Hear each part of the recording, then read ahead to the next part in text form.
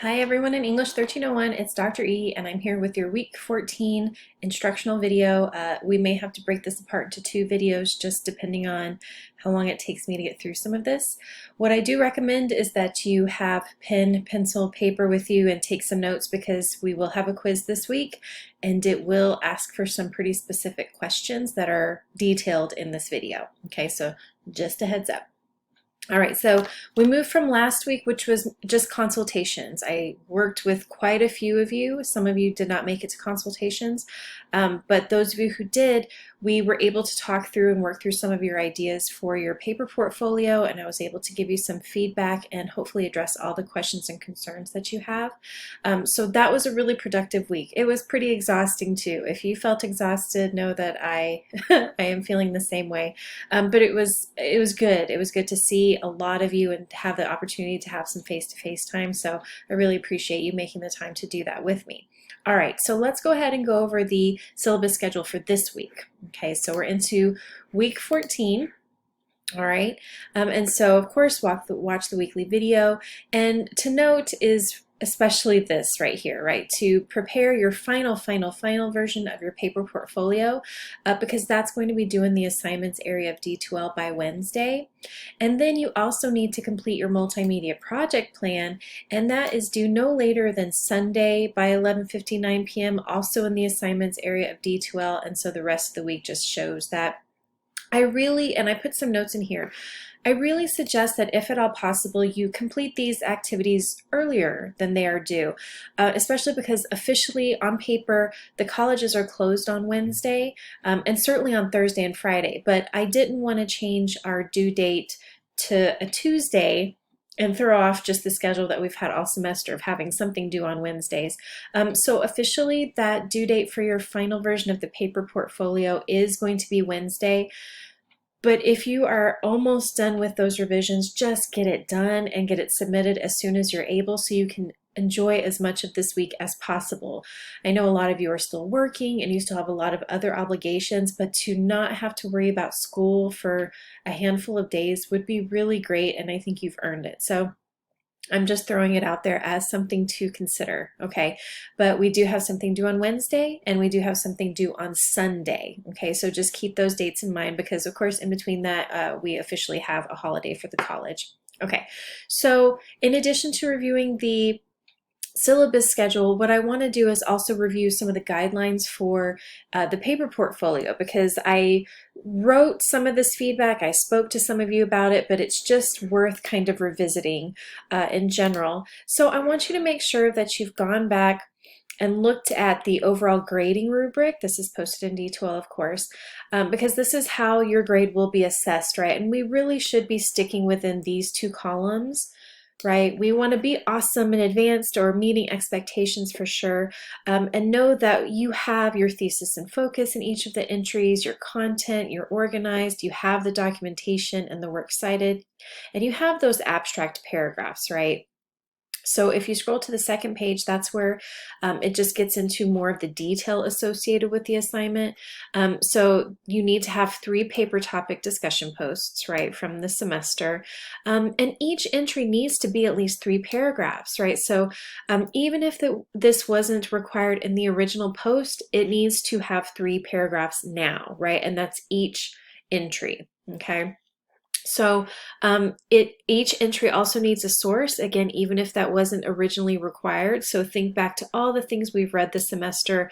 You know, we have Choi, we have Lee's article and video, Kluger and Finley, but of course we also have all the chapters from our class text, right? And then McKinney-Madalena's article on I need you to say I, and that's something that I recommended to many of you who were sharing your paper topic post about your writing experiences. I think there's a really, I think, approachable way to include McKinney-Madalena's ideas in that entry.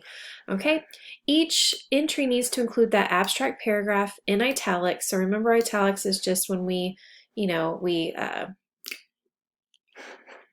make the font look a little bit slanted, and that should come before the post. And that's just giving your audience some context, right? So what was the process when you went to revise your work? Did it take you a long time, or do you feel pretty comfortable with what you did originally?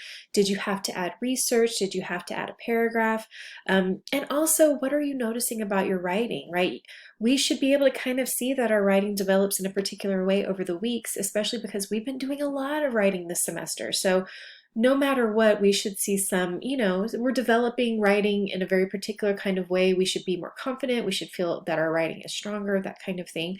So that abstract paragraph in italics before each post is just providing some of that context, right, to your audience, which at this point, your audience is me. So you're telling me about that experience. And also if your ideas have changed since you originally wrote these, because some of them, it's been several weeks since we wrote and talked about the subjects, okay? All right, your portfolio needs to, of course, follow Mla Guidelines, and that includes a heading, a header, and a title, not a title page. And the title can just be paper portfolio, that's fine. And then 12-point font, Times New Roman, and y'all, it must include a works cited. Okay, and the works cited page is on its own page. It's full of at least 3 citations that follow Mla guidelines. And remember, I've included a link to the Purdue OWL site here. So if you need to double check any of your citations or any information about the works cited page, you have it there for you. I've also included all the information, right, about tutoring. So please, I put an announcement reminder on D2L in our classes. Make an appointment with an online tutor just to have one final set of eyes on your work, somebody who knows MLA, somebody who knows how to include research in a paper, how to include works cited. These people can help you with all of this, not to mention your organization and your approach and, if you're staying on topic and all of that kind of stuff. And they're very patient and very kind.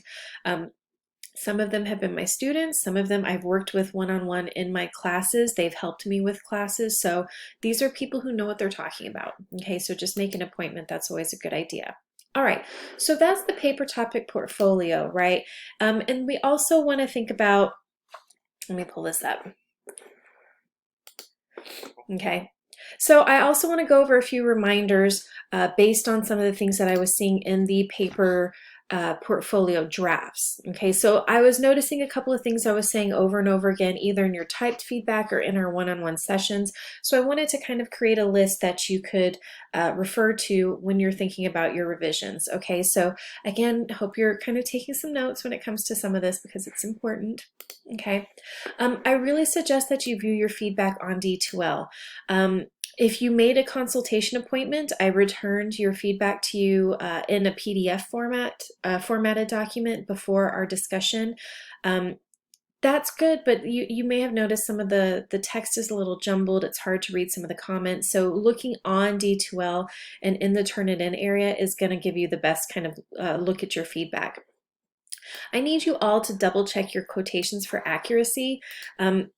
I have read some of these articles enough times to recognize when there's an issue with the language and the wording. So I want to make sure that you are just taking the time, just that extra step to double check that your quotes are accurate. And this becomes the most important probably with the videos. And that's because the videos, as I've mentioned, have transcripts, right? So we're looking at Ron Finley's area, the Guerrilla Gardener in South Central LA. This was not one of our paper topic posts, as I had to mention to some of you. But if you're thinking about Lee's video, there's an area where the transcript is available. And so this is where you can get word for word and punctuated copies of the people's text, right? So if you want to quote them, then go to the actual transcript, right? It's important that we are always accurate with what we're quoting in MLA and following everything word for word, right? We don't want to misquote somebody. That's not us being ethical researchers or writers, okay? So back to what I was talking about in terms of the notes that I was seeing kind of over and over. I want you to note that I may not have noted every single thing in your paper that needed to be addressed, right? So it is still going to be your responsibility to go in and do revisions and edits, even if it's related to things that I did not mention, okay? I only offer a handful of feedback when it comes to the Turnitin comments because it can be really overwhelming if I know every single little thing. That's not, I don't think, a great way to provide feedback because it just makes us feel like we're not strong writers, and that's not the case, right? Writing takes time, and it takes us going back with a fresh set of eyes more than once, right? So go back, and even if it's something I did not mention, you may need to catch some of those things that you have a habit of doing. Maybe it's run-on sentences or fragments, or maybe your idea isn't clear or a quote is incorrect. You need to catch those things even if I didn't mention them. I also want you to note that when it comes to reviewing your drafts, your final versions of your paper portfolios, essentially what I do on my computer is I pull up in one area your draft with all of my feedback, and then on another part of the screen I pull up your final version. And I'll compare them to see if you've addressed those things that have been mentioned. Because if I don't see the effort, if I don't see that you have gone back and actually done the work to correct some of those things that were pointed out, that shows that the effort is not there. Okay, so I just want you to be aware of what the process is when it comes down to grading. You want to make sure you've addressed those things. Okay, and if you have questions as you go to do your revisions, you can always email me or touch base with me. But again, this is why I recommend making an appointment with a tutor, another set of eyes, another person who knows what they're doing when it comes to MLA and just organization, structure, writing in general. Okay, so these things are key to getting the best possible grade. So I did mention tutoring, and this is not something that I recommended to just a handful of people because I think, oh, you really need some help. I recommend it to everybody. I don't care if you got a really high grade on your paper. There are likely things that a tutor can catch and help you with. So don't get too comfy in your grade. Always think about the fact that there are methods and ways to improve and to make sure that every little detail has been addressed, okay? Because after all the work that we've been through in our groups, one-on-one with me and the feedback, my grading is going to be more intense, right? So it will be more intense because we've gone through all of these steps. So I don't want you to get complacent with your grade just yet, okay? Remember that works cited. They will be on their own page at the very end of your document with at least 3 sources, right? One for each entry. Use that hanging indent, y'all. Purdue OWL website is always going to be something I recommend to help, okay? There are some of you that I'm still seeing some spacing issues with, and I typically walked you through this or mentioned this, but it's, again, one of those things in your process to maybe just double check. And to check your spacing, you just want to highlight your whole text. So imagine this is your portfolio. Right click, and in the drop-down menu, select paragraph. Okay, so when it comes to MLA formatting, everything in this section should be 0. When I note that you have a spacing issue, it's usually because this has been set in some weird format. And so every time you hit the enter or return key, it's adding extra space. This is a default of Microsoft Word. Y'all, I don't know why it does that. It's really obnoxious to me because it's noticeable. I look at so many documents every day. So it's worth just kind of making sure that everything here is 0. And remember that hanging indent is something that you also address in this area. If you go to Special, you can select hanging here, and that again is for when you're working on your citations on the Works Cited page, okay? So that's something that we want to make sure we have, is that Works Cited, the spacing has been addressed. And I also want to talk to you a little bit about what we call indirect quotations, but I'm going to say let's take a little break right now, right? Make sure that you have, some notes that you've been taking so that you have no problems with the quiz, which is going to be pretty specific for this week. And we'll come back and talk about these things called indirect quotations, because I'm pretty sure about 95 to 97% of you are using indirect quotations, and it may be good to have a little bit of refresher, okay? All right, take a break, come back to the second part.